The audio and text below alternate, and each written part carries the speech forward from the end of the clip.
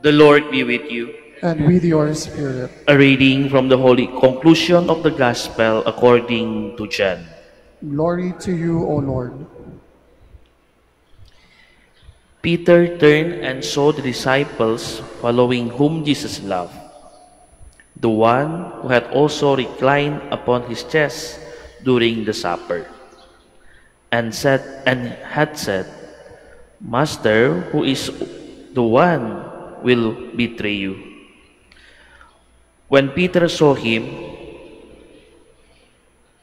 he said to Jesus, Lord, what about him?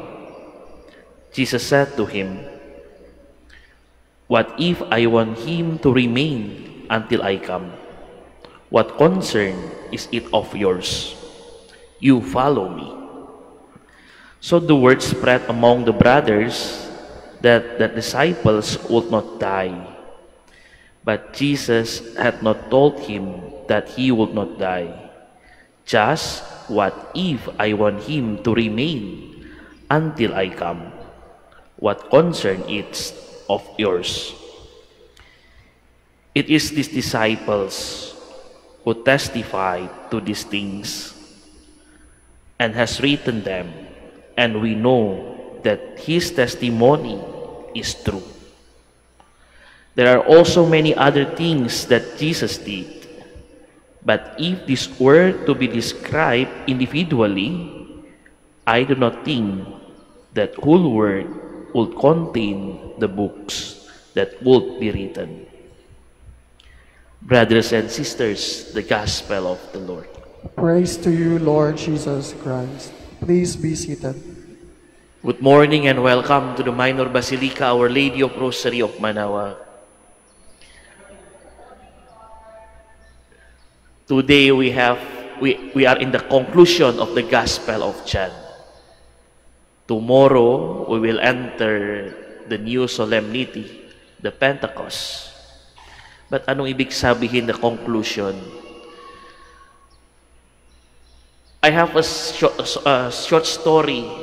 When I read this Gospel, I remember when I was studying in UST, before the exam, usually the brothers comparing the notes, which exchange the notes before the study. But sometimes when we start comparing the notes, one brother with the other have different notes, and simula na yung discussion. Bakit ako ganyan? Bakit kayo ganyan? Bakit yung notes ko may ganyan, ikaw wala? We start comparing. Pero yung maganda dito, after we comparing each other, we learn something new. Pero to the Gospel, I just come to my mind. Peter tried to compare and to asking Jesus, how about John? If you know yesterday, the Gospel yesterday talked about Jesus asking Peter, and Jesus gave mission to Peter to tend the sheep, to have a mission to accompany the sheep of Jesus. But now Peter asking, how about John? What will happen with John? Kung sa isip-isip ko, if I was Jesus there, pakialamero to si Peter eh. Gusto niya paalam nung nangyari sa buhay ng ibang tao. Mga kapatid, mga kaibigan, each of us, God already give plan in our life. Yung plan niya para sa akin is iba-iba. Ako, with you, is different. So sometimes, we as human like to compare. Bakit ganyan siya? Bakit hindi ganyan ako? Bakit maganda yung buhay niya? Bakit ganyan lang ako? Teka lang, wait muna. Why ganyan yung buhay natin? Iba-iba yung plan. Kasi alam ni Lord, ito yung kaya natin. Ito yung bagay sa atin. Ito yung fit sa atin. That's why don't compare your life with other people. Don't compare your life and start to asking the Lord, why ganyan, Lord? Hindi ka parehas ng buhay namin. Siyempre, hindi parehas kasi alam na alam ni Lord ano yung bagay sa inyo. When you just accept and do your life and live your life fullness, you can find how the Lord love you so much. How the Lord really there for you and guide you. But when you start to compare, yun nangyari, stressful lang tayo.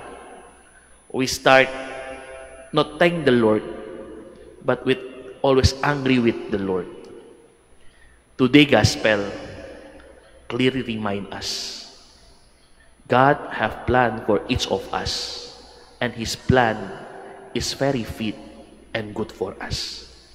Let's accept it with gratefully. Let's accept it with thankful, because when you receive that, and when you do your life in fullness, you will see how God really beautiful in making your life the best of you. Amen. Please.